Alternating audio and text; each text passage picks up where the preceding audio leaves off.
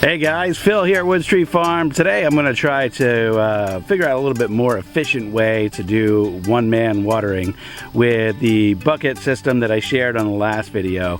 So we'll actually have to kind of watch and see what the weather does. If you look right over here, it's kind of dark over there. I think there's a storm brewing, but I don't think it's going to head this way. I think if it develops, it's going to move just north of us over there, unfortunately. But if we're out here working and it comes up, I'm gonna have to pack the camera up and we might not finish this video. We'll see what happens.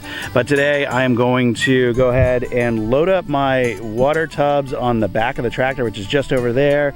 I've already cut on the pump and I want to get the tubs filling up with water. So I'm gonna go do that first and then I'll talk to you a little bit more about what I'm doing.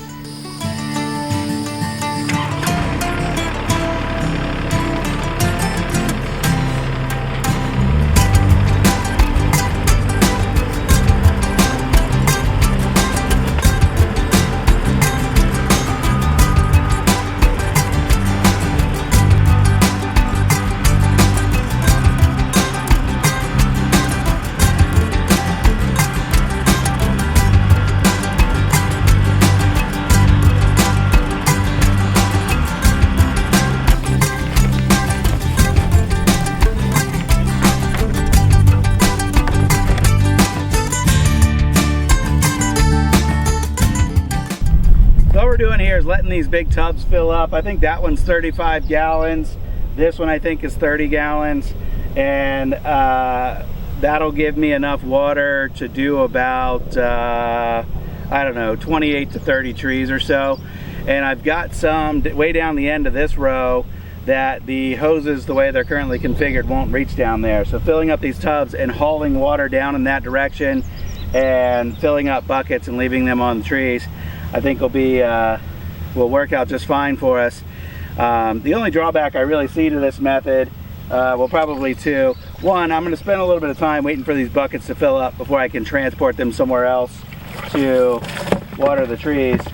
And the other is, because these buckets are relatively small, probably going to end up splashing out a decent amount of water while I'm traveling, but we'll kind of wait and see what happens. So while that second tub's filling up, I'm going to go gather up some more buckets and then we'll be ready to go.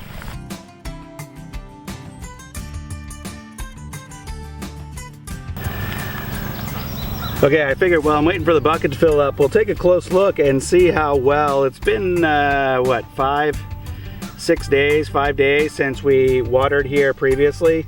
So this tree had a 2-gallon bucket sit on top and drain itself here where this tree is.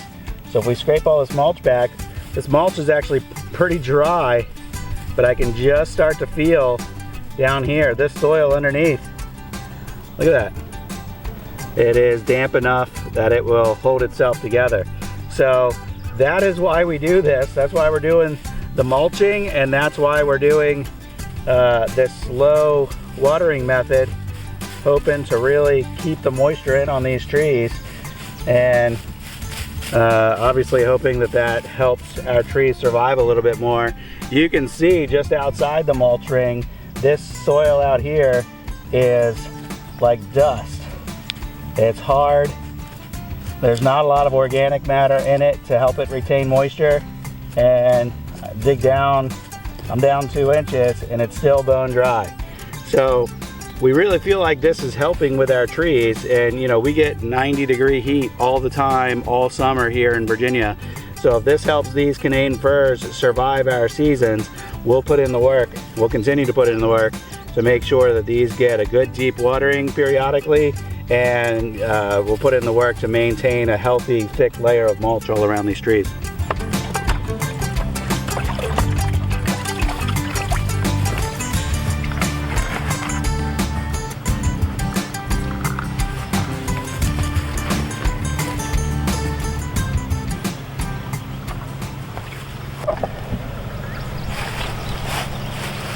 So this container was actually smaller than I thought. It says only 17 gallons and I only filled it up to about here. So I've got containers, these black ones are way higher capacity. I think they're 35 or 37 gallons. So I'm going to abandon this one, use my 2 black tubs. All 3 containers won't fit on the carry-all as it sits right now, so I'm limited to just 2. But well, I was able to do just 15 buckets here. I thought I was going to be able to do a lot more, but we're going to ditch this one and go refill.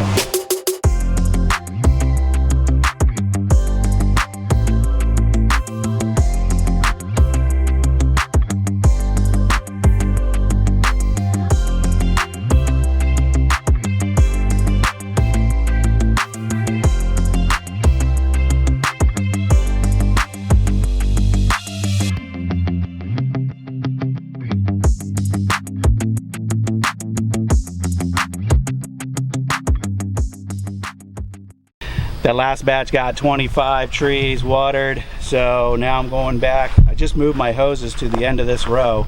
These rows are about 300 feet long, and the hoses, when I have them run up the middle of the field like this, don't reach both the ends. So that's why we did all the ones on this end first. And now I'm going to drive the tractor all the way down there. I'm going to refill the tubs on the way, and I'm going to gather up any buckets that are empty. There's only a couple. And then I'm going to water as many trees down the other end as I can.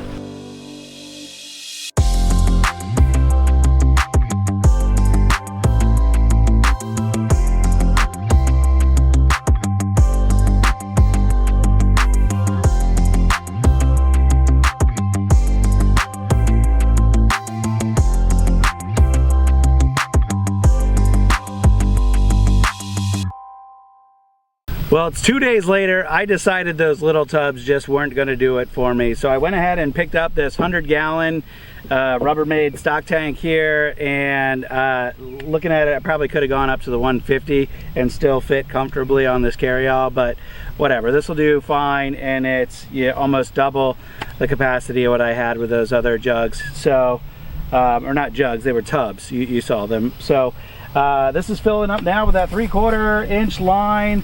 It's about halfway full. I'm gonna go gather up some more buckets, and then I'm all the way back here in the back of my field. These are the plug transplants that we put in the ground in the spring, and of the concolor firs, we've already lost almost all of them. Out of the 300 we put in the ground, there might be 20 left. And of the Canaan fir plugs, there are several here that are brown that weren't brown 2 weeks ago, so we are losing more as we speak. So they're all mulched, and I think it's just that the roots aren't deep enough, aren't established enough to really fight through this tough summer heat and summer dryness that we get here in Virginia. So I'm not going to do plugs again in the spring. I mentioned that in a previous video. I'm not going to do plugs again in the spring in future plantings, but for now I'm going to try to keep as many of these alive as I can, and I'm going to go ahead and do the 2-gallon water buckets on every single one of these. I should be able to bang through these. I got like 280 of these out here. Well, that's how many we originally planted. There's less than that now because we've lost maybe a third of them. So hopefully I'm able to get a lot more done with this bigger tank, and I won't spend as much time running back and forth to the hose, and won't spend as much time refilling those little tubs. So we'll see how it goes.